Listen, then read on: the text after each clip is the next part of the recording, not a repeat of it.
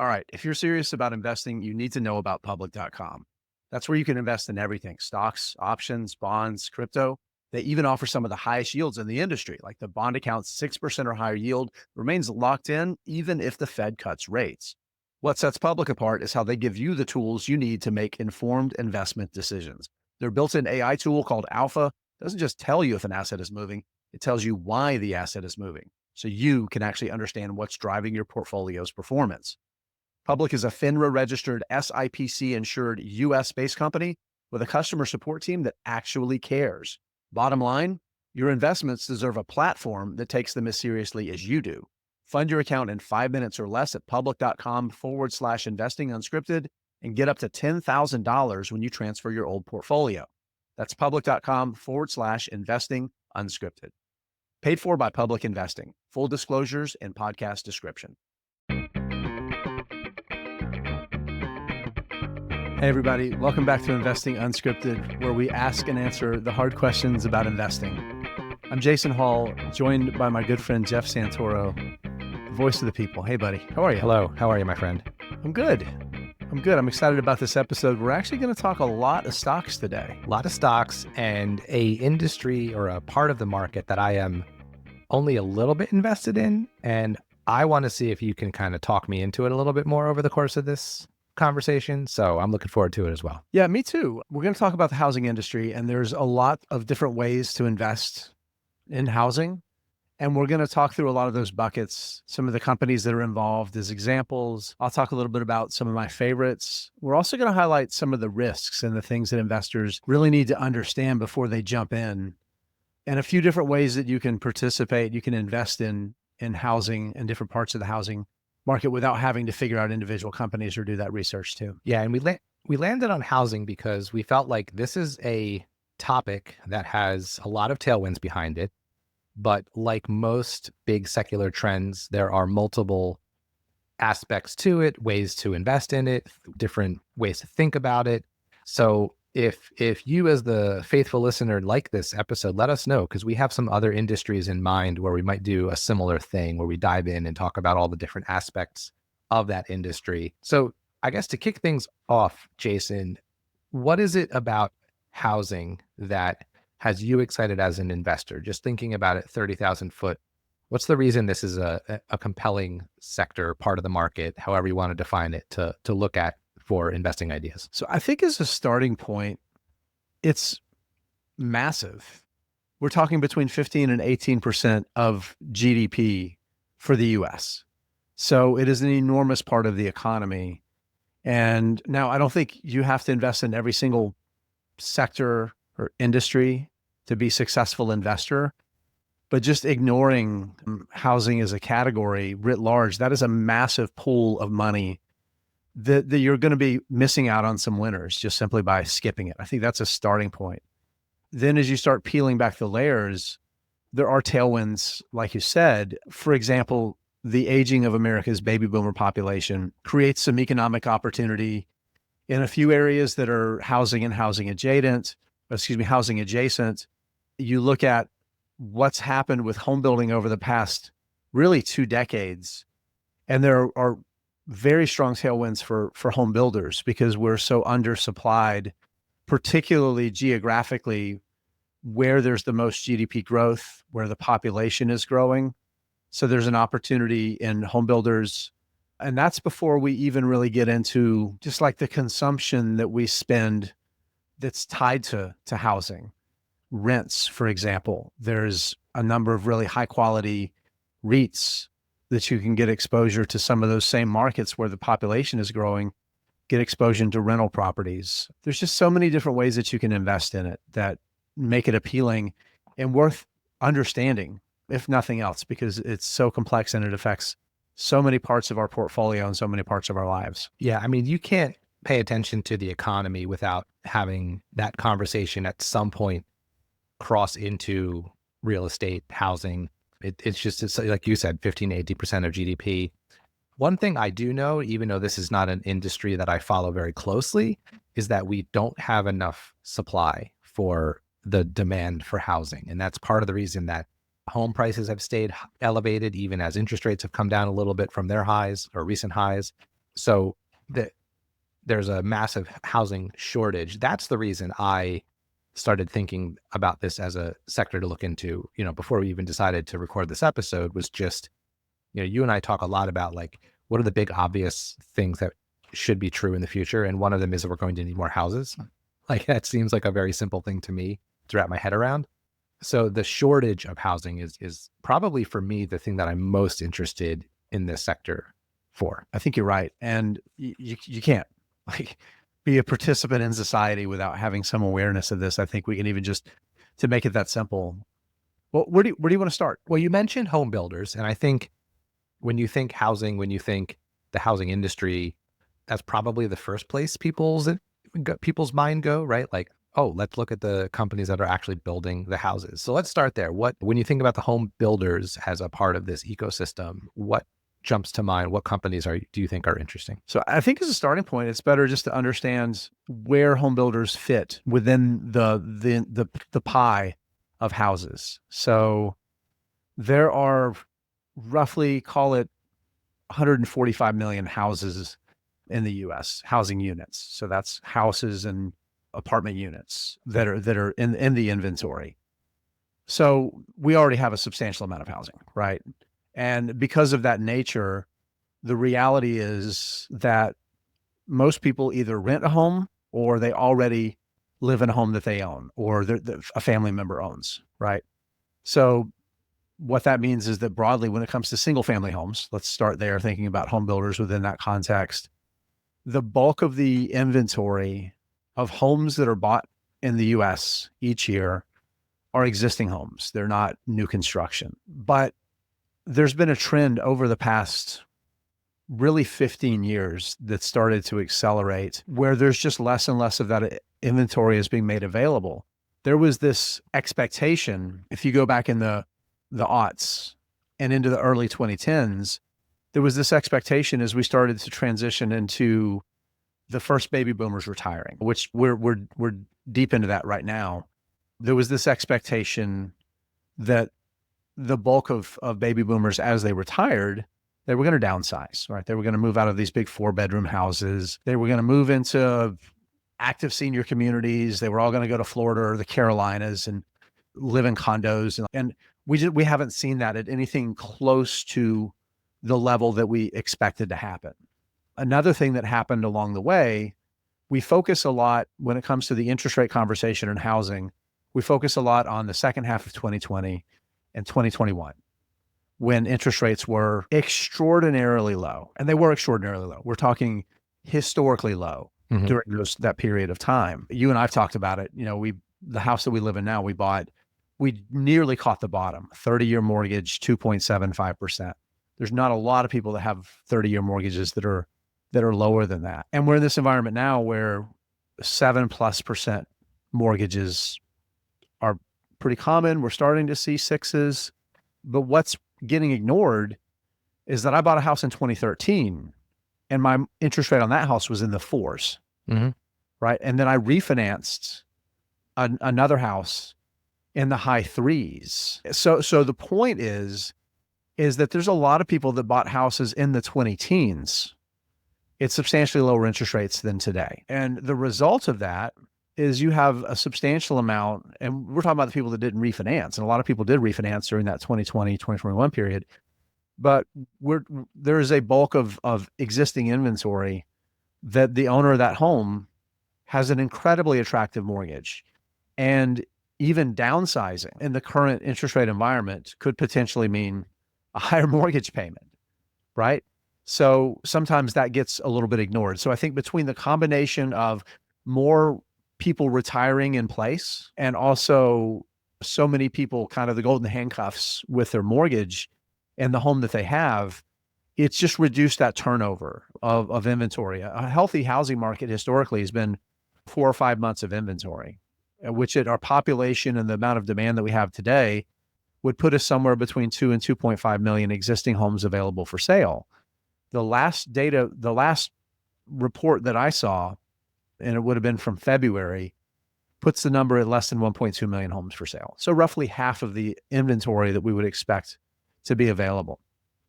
So as a result, so you take that dearth of available properties for sale, and then you combine it with, again, all of the demographic trends where people are moving to, a lot of those units that even could come available for sale aren't necessarily in the markets where there's the demand, right? Right. So you have those two things. And then the third thing, and this is something I've talked about a lot, and if anybody that's listened to me over the past few years talk about home builders has heard me say this before.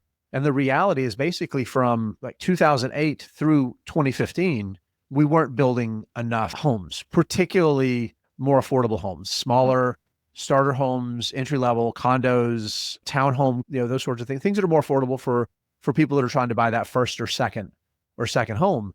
Now, part of it was because the first few years of that, all the banks had the excess inventory and they were trying to get it off of their books. So there were a lot of homes that the banks were slowly bringing them to market to try to not flood markets with homes.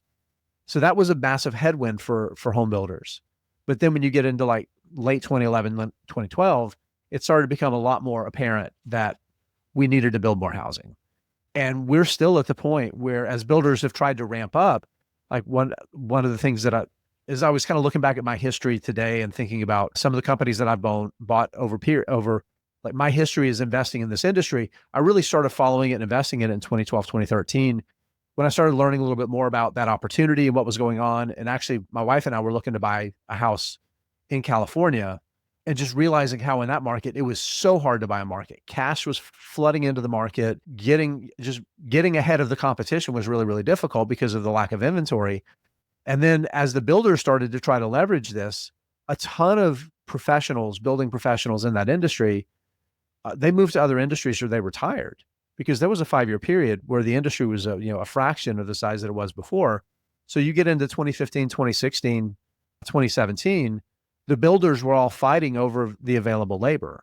So they weren't able to even meet their own build projections, and their margins were getting squeezed because they were competing over the smaller pool of labor in the hottest markets. So you put all that together, we finally got to a point now where there's generally enough labor, assuming the Trump administration doesn't deport the 20 to 25% of home construction labor that is immigrant, and some portion of that is undocumented, because the industry doesn't employ most of its builders. Most of it is contract day labor work. So there's a big risk there for the industry in the near term, but a lot of it's been built back up, I guess is the point. And these big builders have scaled up and learned to focus on it, and they've got their pipelines of land, but we're still, you could say probably 4 or 5 years underbuilt in terms of inventory. So this smaller cohort right now, the growth rates that we're seeing from some of these companies over the past few years has been really, really impressive. Okay, so let's talk tickers. Let's talk specific companies. You don't have to go through every single one of them in detail or anything like that, but what are some that you like in this space? I own one. I own Dreamfinder Homes, ticker symbol DFH. I know you've teased me that you think this is not the best one of the group, and I don't care. It's the one I own and I love it. But you can tell me which one do you have on the top of your list? Yeah, I can't respond in any way that wouldn't offend one of our listeners, so I'm not going to. But you're like one of those. To be fair, you own that stock as well. You just I do. You don't think it is. You don't think it's the top one, is what you were trying to tell me. No, not at all. But you sound like one of those insert the truck brand here that you don't like, describing why your truck brand is the best to somebody that insert truck brand name here that they like better, right? Yeah. But no, Dreamfinder Homes sucks and they're over leveraged. That's the answer. No, it's so yeah, Dreamfinder Homes is one that I do own, and they have some things that are favorable. The markets that they're in Florida, for example, it's a great market to be in. And they focus on starter homes and second homes, which is the part of the market to a large degree. Needs the most. They have a finance business that they do to try to make some money originating debt. Their business model, they don't buy any land. They use land options to line up their land inventory, and then they acquire it like right at the end as they start to build on it. Right. They don't actually develop any of the land themselves. They outsource all of that development. And so as a result, their margins are not as attractive as a lot of the other builders. But also, even while they're debt light for their land strategy, and a lot of builders use debt to some degree to acquire land, Dreamfinders has a lot of corporate debt. So they actually have some of the higher leverage ratios in the industry. They're smaller, and it's only if we see like a very severe economic downturn would it potentially put the business like at a substantial amount of risk? But it's there, right? And it is a threat to the business because of the cycles. But the ones that I like, I'll start with one that I've owned the longest. It's Meritage Homes, ticker MTH. One of the reasons that I've continued to own Meritage, and I added to it substantially during that 2015, 2016 period, the stock was down because the industry was down because of all of those headwinds. But since that period, the stock's up 360, 370%. It's outperformed the market by well over 100 percentage points over an 8 or 9 year period. And I've been buying recently is because they're smart and nimble about being positioned to be in the sweet spot of where demand is, while also being disciplined about how they run their business. So Meritage also, they've implemented land options into their business years ago, while also buying some land. So using that optionality, I think, is the best approach probably for most home builders, because you might find an attractive parcel of land that the seller, they want to sell it. And if you don't want to buy land, you've got to call up your like development guy and get him to buy the land and then agree to an option with you. And he's going to mark it up, which Right. he should, right? So you're raising your costs. It makes sense to have your options open to both of those ways of doing it.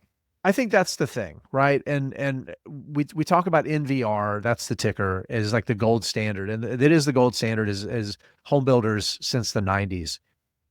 Incredible returns.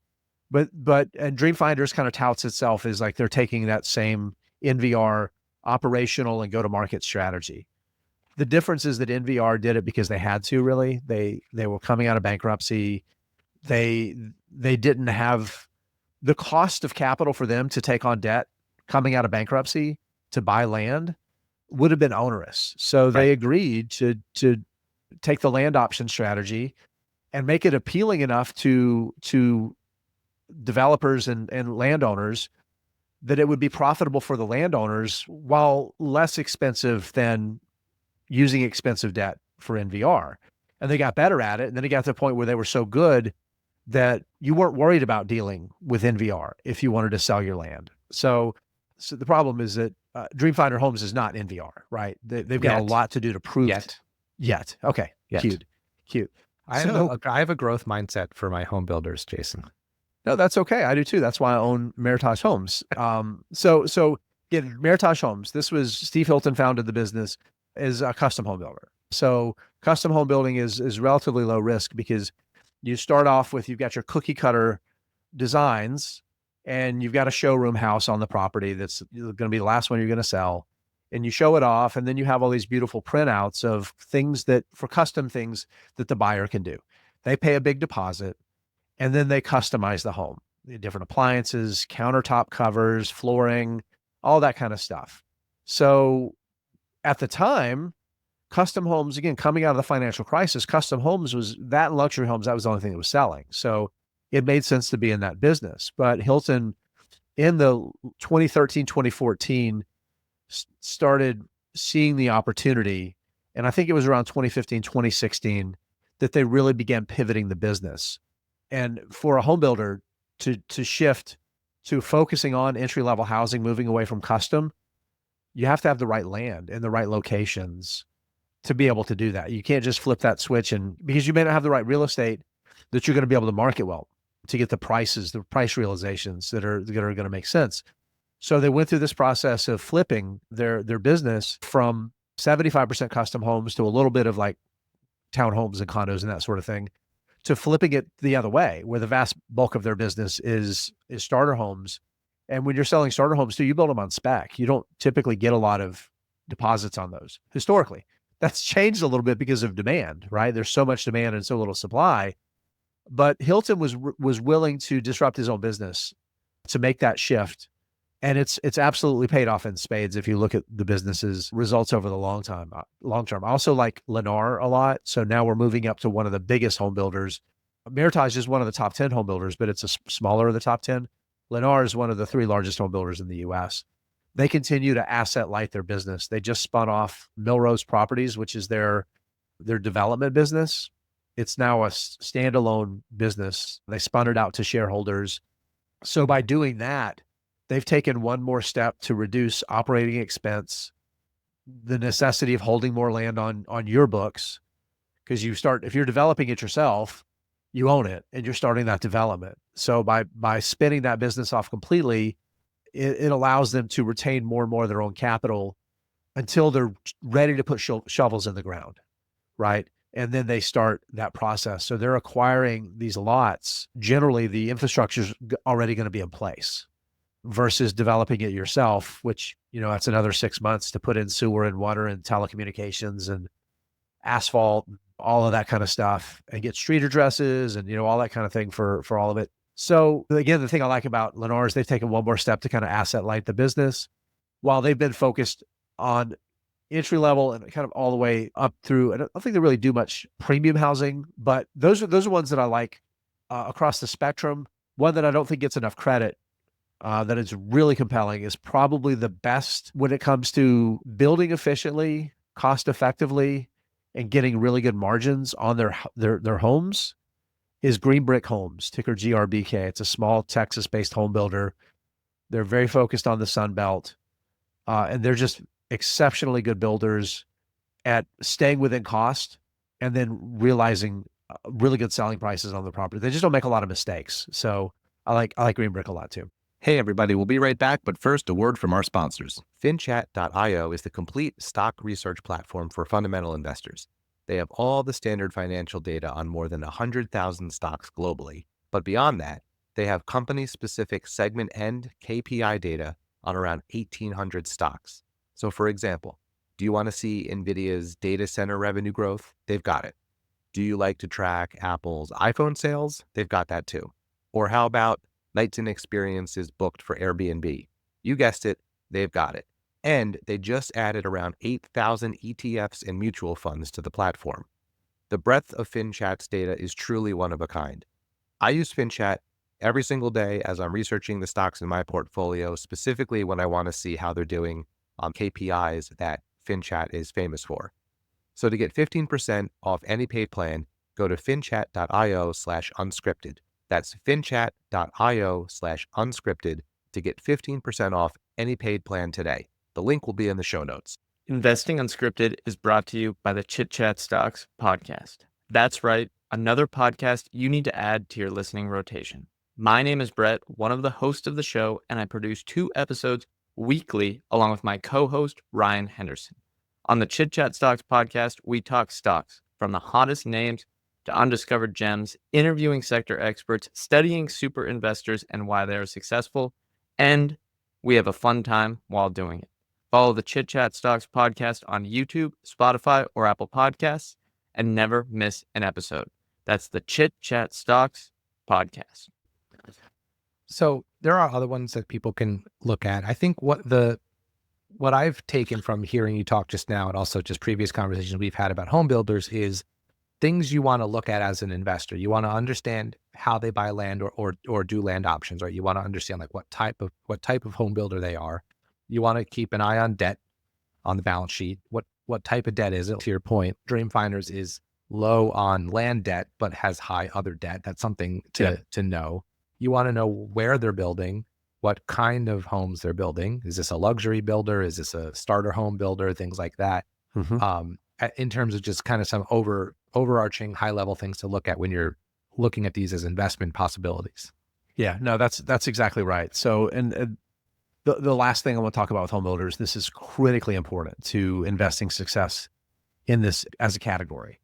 The first time I ever bought shares is 2013. And if you look at that from May 2013 through now, stock's up like 175%. So basically it's about half what the market's done since then. Which vastly. What's that? Which stock? Meritage Homes. Okay. So let me start that over. So I want to, for an example of this thing that you have to understand, the first time I bought Meritage Homes was in May of 2013. Stock's up, call it 170 some odd percent since then. It's underperformed the market by well over 100 percentage points since then. It's absolutely trailed the market. And the thing is, that was right before we went through that period I was describing when lumber costs were up, labor supply was in very, very tight demand. And there were a lot of pressures on the industry. Everybody's margins were being squeezed. And they were also in the first stages of going through that transition, but the whole industry was down during that period. But since I had studied the industry and knew what was going on, I wasn't just chasing the stock price. I knew that there was an inflection point that was coming, and all of the long tail demand things were still playing out. And I took it as an opportunity. So from those late 2015 through like 2017, I bought multiple times, and every one of those buys has outperformed the market. The funny thing about it, Jeff, is that even though a lot of the stocks were down, if you looked at like PE ratios, price to earnings, a lot of them looked expensive. Their earnings had fallen a lot because of all of those pressures on their margins. They were doing everything they can to build because there was demand, but they were just being squeezed in their operations. But again, they looked expensive. And the flip side of that is you could go look at some of these a few months ago over the past year from kind of near their peak prices. There's a lot of home builders that look cheap from those prices. And it's a very cyclical industry. And what we see is a lot of time when the market is really, really good and their earnings are very, very high, but there are already signs that demand may be softening, or like the interest rate environment when interest rates went up, that's telegraphing that things are about to get hard for this industry. The stock prices are going to come down a little bit, and the stocks are all of a sudden going to look cheap because the results have been great. And now the stock looks cheap. And you have to be kind of counterintuitive, because sometimes when they look expensive and the stocks have fallen, that's when they're the most attractive to buy, because you're investing counter-cyclically. Yep. And the opposite side is also true. I bought in 2013. It wasn't a great time to be investing, but I learned that mistake, and I didn't just say, oh, this was a dumb idea when the stock fell 30%, right? I learned enough to know that, okay, this represents an opportunity. And that's why I've been buying lately, because I don't know what the next year is going to bring, but I think we look back 5-10 years from now, some of these current prices are probably going to turn out to be pretty good for home builders. Yeah, that makes sense. And we've spent almost probably half the show now talking about home builders. And I think that's appropriate, because as I think about this space, that's probably where some of the more compelling companies are, at least I think, to play this trend. Yep. But Yep. one of the other facts I know about the existing inventory in our country is I believe the average age of a home in America is somewhere around 40 years old. Almost. And It's coming up on 39 years. Yeah. okay. Yeah. And so I live in a house that is closer to 50 years old. And so I know what it is to be in a house that's that old.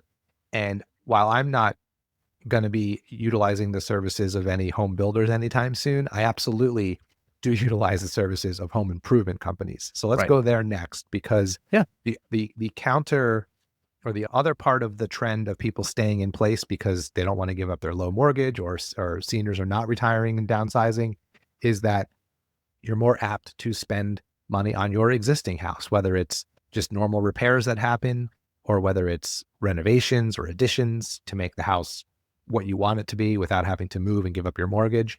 So let's start with the big two, right? When we think home improvement, there is essentially a duopoly in this country, and those two stocks or companies are Lowe's and Home Depot.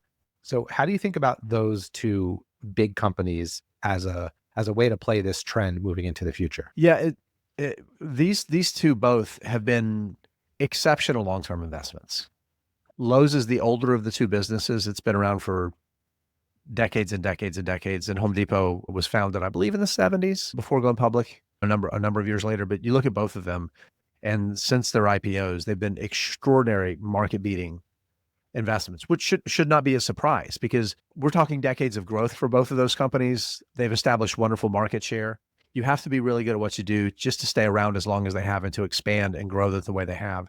And both the secret, kind of the key for both of them, is finding a way to maximize turning your inventory and get people coming back into your store.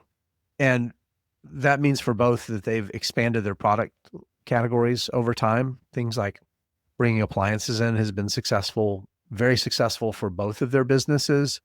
Both also, from their early roots, helped kind of create the DIY culture as we think about it today. Mm-hmm. So marketing has been a big part of their success. But what it really boils down to is turning inventory, because a lot of the stuff they sell is lower margin. And the things that you can get profit on, you try to get those add-ons where you can, but you want to turn your inventory as quickly as you can. So you get those low margins, you turn the low margin products more often, and you end up with a big giant bucket of money at the end. But the thing that you were talking about the housing stock, I think it is critically importance to these businesses over the long term because of two factors. Number one, eventually we're going to start seeing those properties get turned over. Home building is almost immaterial to these two companies, not totally immaterial, but home builders don't buy from the big box companies. They work with distributors that work with professionals.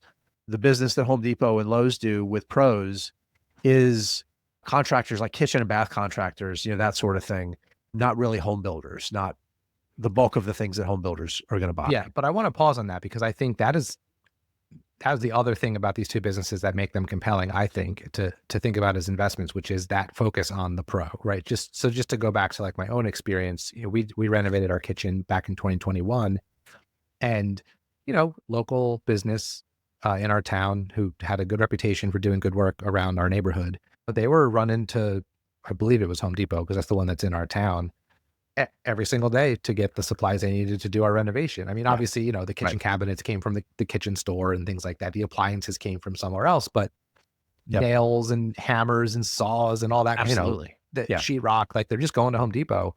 So that's why, like, between the two, I know Lowe's has tried to catch up to Home Depot in terms of its pro business, but Home Depot has a substantial lead and has always been better at that. Literally always been better at that. No, there's no doubt about it. And then getting back to the existing. So again, a catalyst at some point is turning over that inventory, because when people buy an older house, the first thing they do is pull out the carpet and paint, right? Those things always happen. Hard surfaces maybe take a little bit longer. So like tile and hardwood flooring and that kind of thing, they happen. The last thing that gets happened is like your outdoor surfaces, like decks and that sort of thing. But then you get in like the kitchen and bath, those things, there's definitely upside for Home Depot for those. But there's also a lot of opportunity, even without the inventory being turned over. You think about accessibility and mobility. I read a study, it's a number of years ago, that came out of Harvard that talked about injuries and falls and the economic impact of that, and how so many of those injuries happen in the home. The house that you bought 30 or 40 years ago, the lighting's dim, like the thresholds, you've got the hard thresholds instead of the zero, entry thresholds. So bathrooms, you might have more steps than you can handle in your older age. Yeah. Right. Bathrooms that don't have handles when the showers and bath and that sort of thing. So there is, I think they said that the average home that a senior lives in the United States needs something like $25,000 of improvements for better lighting and safety and mobility. So Home Depot and Lowe's are directly built for those sorts of things. The past couple of years have been tough for those businesses because, again, the cycle through the pandemic, everybody that could buy a house tried to buy a house. And if they didn't buy a house, they were in Home Depot doing things to make the house they were in more livable and functional, because your kitchen can't be the office for two people anymore. You need to turn that spare bedroom into an office.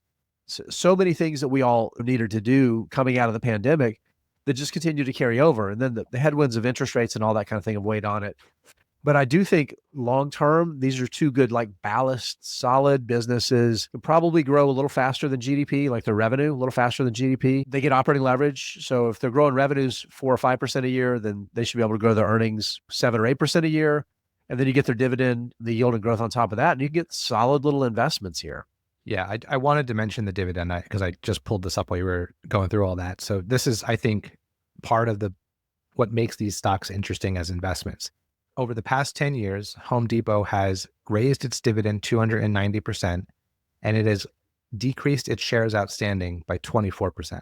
So they've taken a quarter of their shares out of circulation and raised their dividend nearly 300%. So as a Home Depot shareholder over the past 10 years, you have seen your ownership stake grow in its value pretty significantly, both through those two. And Lowe's has done the same thing, actually, even a little bit more impressively. They've reduced their shares outstanding over the past 10 years by 41%. So they've retired almost half their shares, and they've raised their dividend 400% over the last 10 years. So, if you bought both of these 10 years ago, you have seen the dividend increase significantly, and you've seen the share count decrease very significantly. So just two more bullet points on the plus side for these two companies.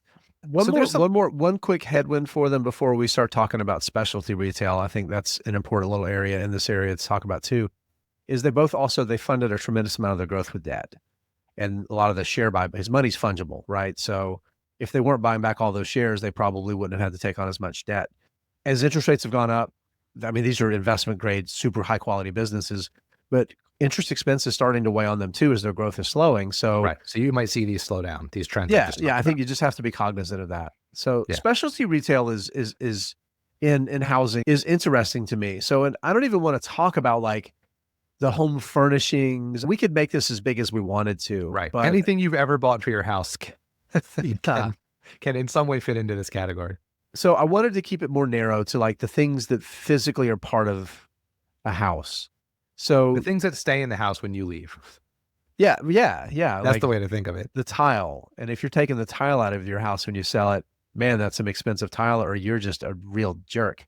But businesses like Tile Shop, Lumber Liquidators, Floor and Decor, a lot of investors have smashed their faces on these businesses over the past 15 years with the idea that every town of any size has a little tile store, right?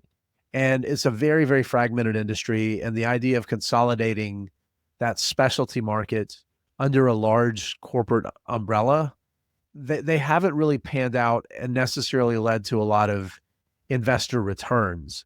Floor and Decor has probably been one of the better operated more recently. And part of it's because they have more than only tile or more than only wood or wood-like material. So having a little bit more diversity of inventory, and the stores are pretty big too. But the interesting thing is one of the easiest to overlook businesses has been one of the most successful in this, and that's Sherwin-Williams. So Sherwin-Williams is a paint company.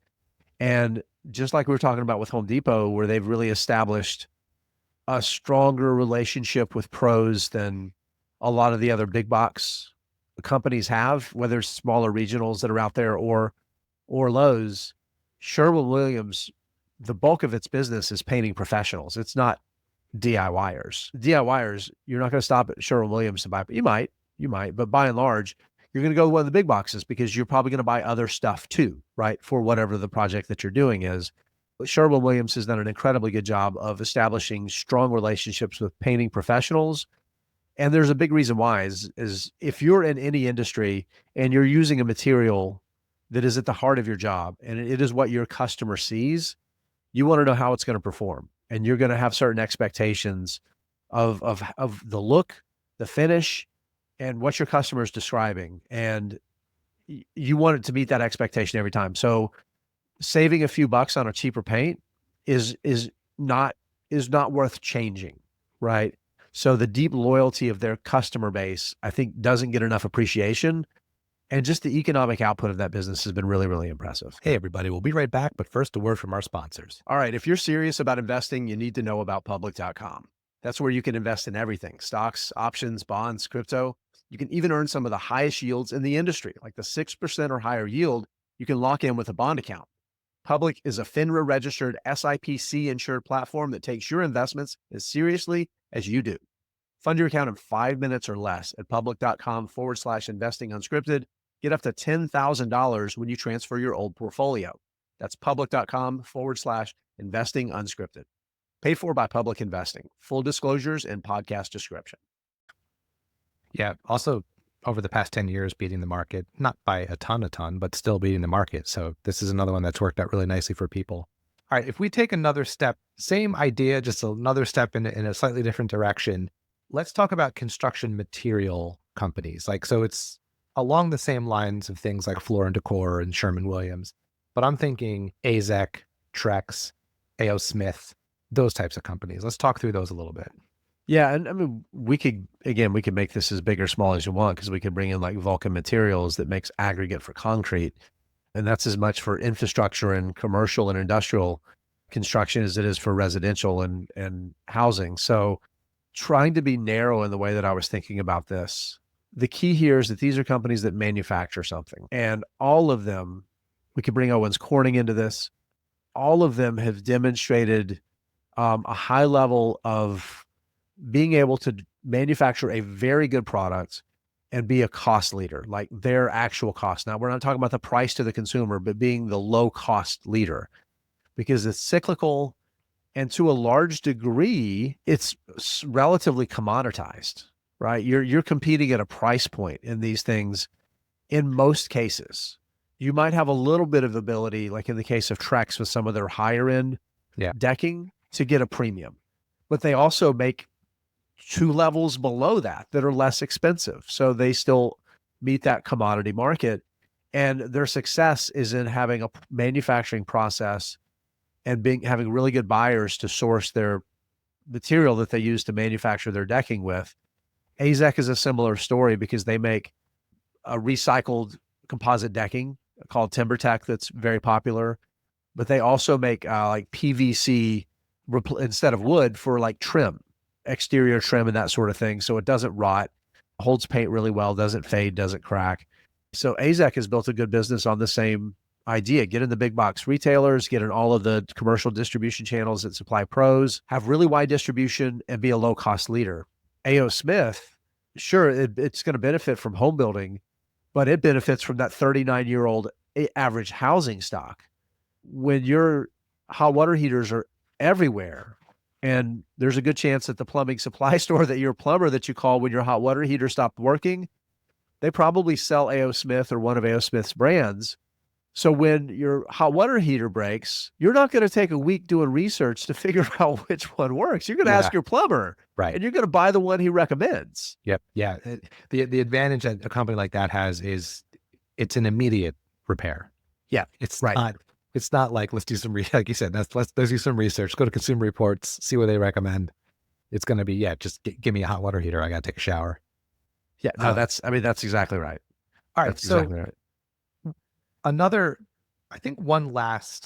about ETFs at the end, but one last place I think we can go, that's another part of the market to sort of play on this trend of housing generally, are REITs, or real estate investment trusts. And we've talked about these on the show a bunch of times, but a REIT is a structure of a stock that you can buy where 90% of the income that the company makes has to be distributed to shareholders in the form of a dividend.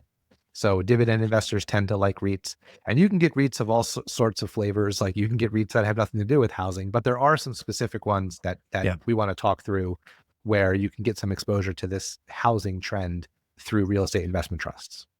Yeah. So again, the key is that if you're interested in exposure to housing, find the ones that's what they're in. They're in residential. Typically, they're going to be in multifamily apartment communities, but there's a few that also do single family home rentals. We could throw mortgage REITs in here too, but I'm not, because they generally suck. They literally, all they do is they buy debt. They own mortgages. It's a tough business. But in this case, the three that I want to highlight that historically have done well and they're strong businesses, on the single family home side, Invitation Homes, I think, is really, really compelling because they've done a pretty good job of scaling up their business. And they do things like they work with home builders to buy communities where they buy the entire community. So they're not the ones that are out there going around doing backdoor deals. And they have a cutout that's buying a home that's posing as a single family buyer. And then they're just rolling it up into their corporate entity and taking that single family viable property away from potential home buyers. Their strategy is a little bit different than that, but it creates an opportunity for renters that want to live in a house. They don't want to live in an apartment or a condo or something like that. It gives more viability to that market because you have a professional relationship.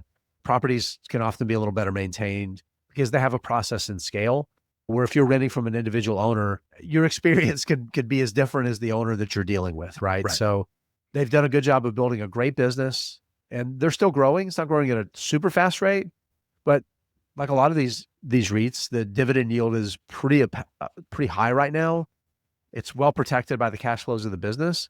And I think they can probably continue to grow that dividend over the long term, probably faster than inflation. And for income investors, it looks really attractive.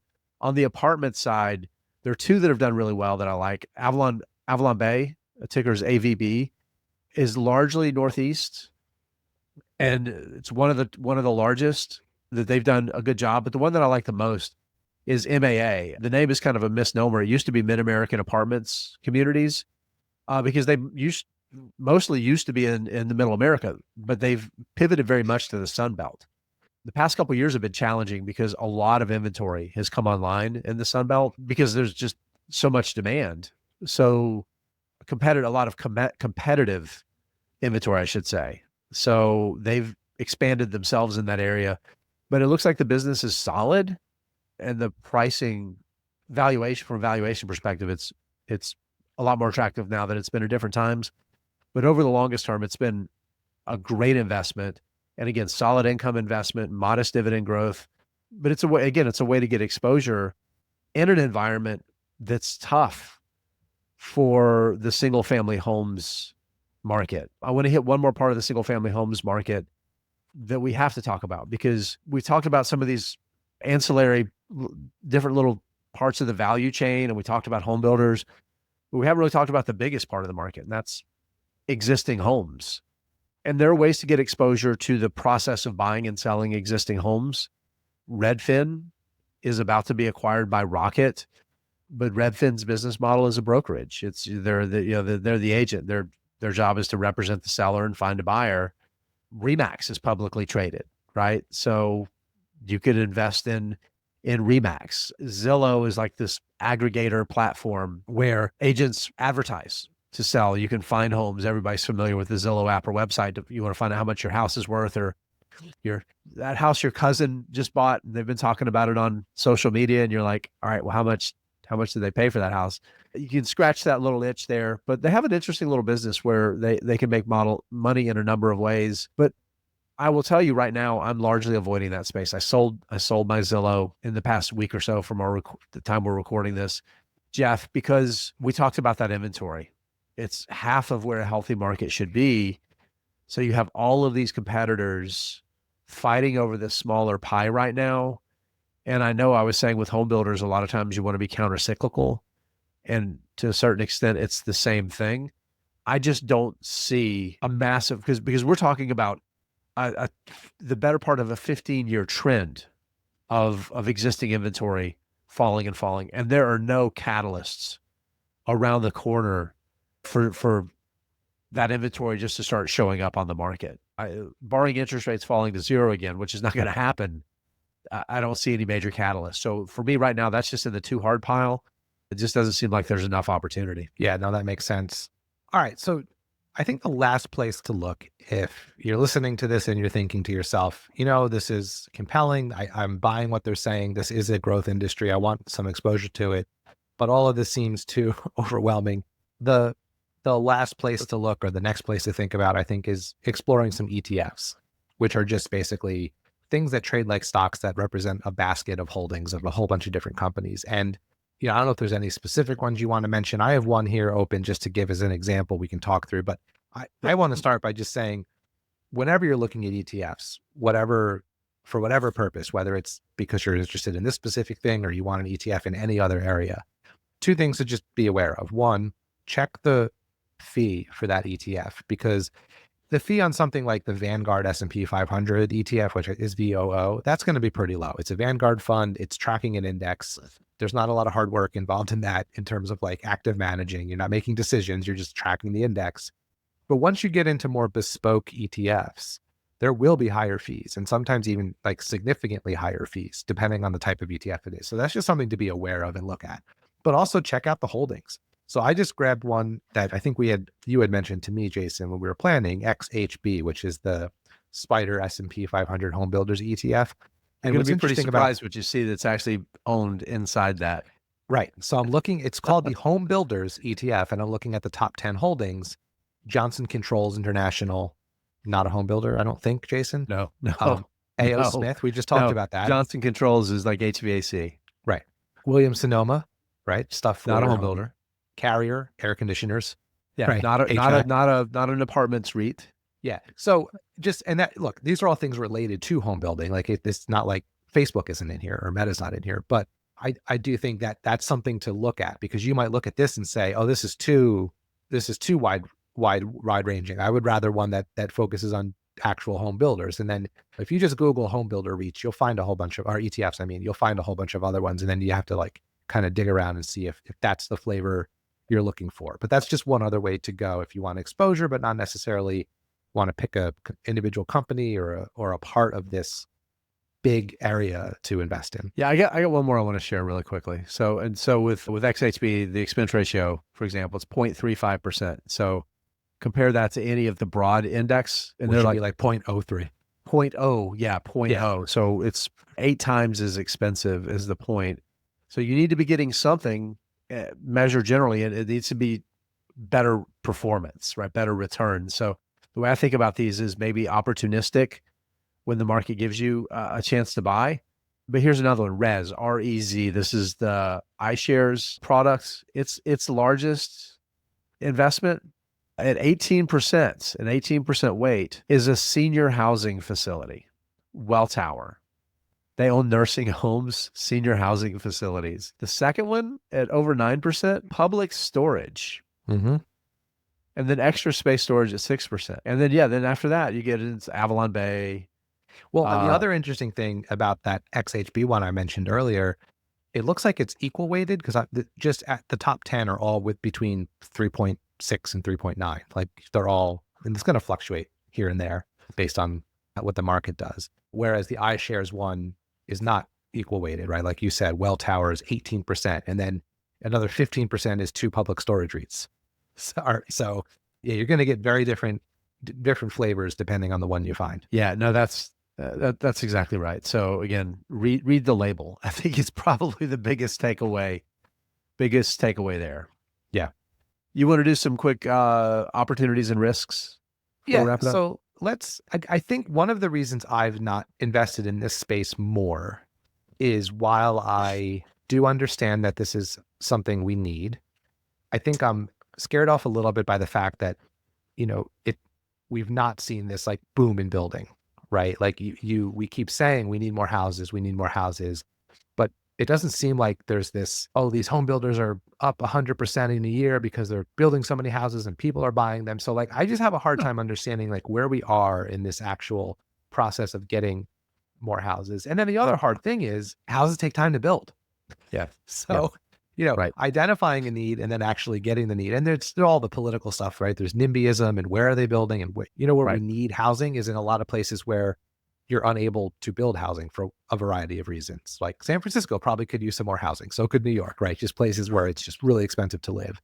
Yeah, no, that's exactly right. And so that's again, what's held me back from being right. more interested in this space. Well, no, that makes sense. And that's one of the biggest challenges is, and as much as like the national narrative, political narrative is around regulation, that we need to lower regulation and all that kind of thing. The reality is that all that conversation is happening about the federal level. The biggest headwind that home builders face is local communities not allowing for building to happen. It is a serious challenge for the industry, but it is something that these larger builders do have competitive advantages over versus smaller builders. So they have more optionality about where they can go and where they can build. And they can make offers that people who own the land may not be able to resist. Yeah. Like, the good ones are smart enough to know, like they can find the balance between that and it's still being a fiscally smart, like it's a good capital allocation. But no, there's no doubt about that. Close in 30 days, cash kind of things that they can do. That's not just paying too much money for it. So no, that's definitely true. Of course, the big corporate builder coming in, that's also fodder for the anti-expansion cohort too. So, but that's a challenge. I think, but the biggest thing when I think about risks though, is just probably the cyclicality broadly for home builders, particularly. It's just the headwinds when they're bad. It's an industry that can go from perfectly healthy and making lots of money to where did everybody go in a few quarters, and things like interest rates skyrocketing can do that.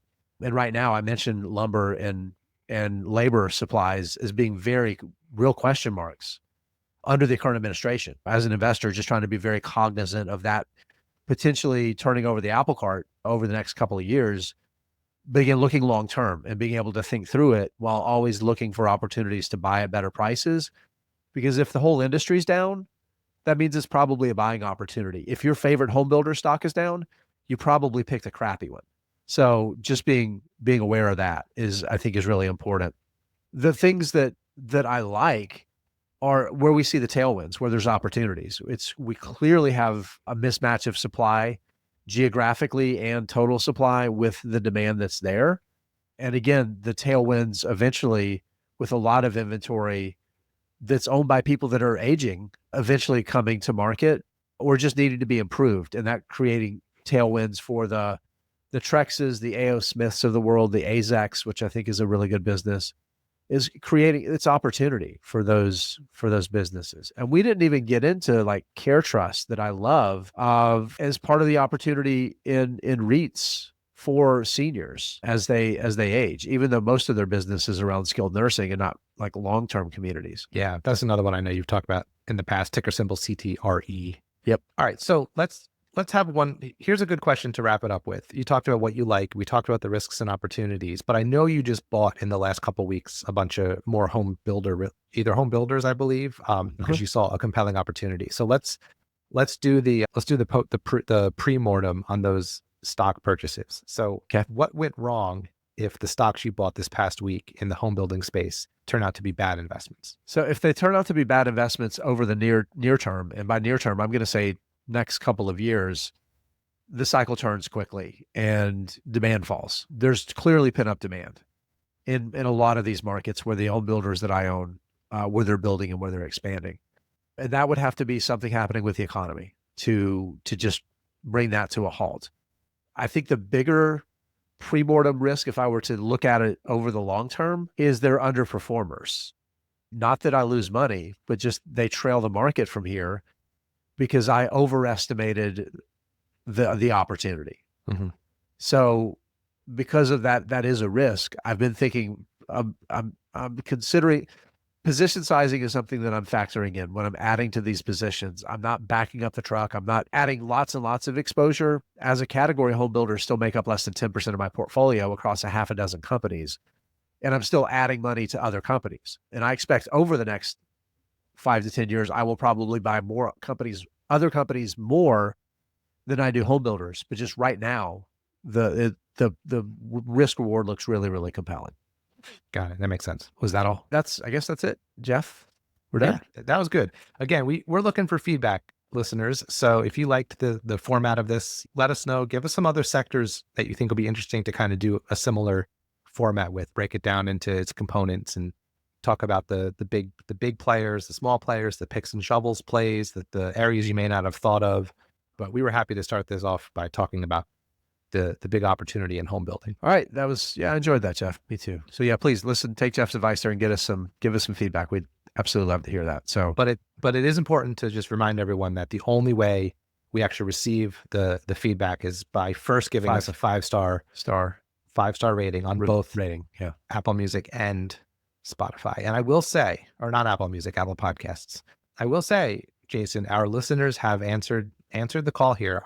Over the past, I would say, month or so, we've started to see new reviews and ratings come in. So thank you those who have done that. If you haven't done it yet, we appreciate you in advance for helping us out. Good job, listeners. Proud of you. All right. Let's wrap this thing up here. As always, we love giving our answers to these hard questions about investing, digging into confusing sectors that you might not understand to try to help you find your next big winners. But just remember, these are our answers, and we're not telling you what you should buy or what you should do.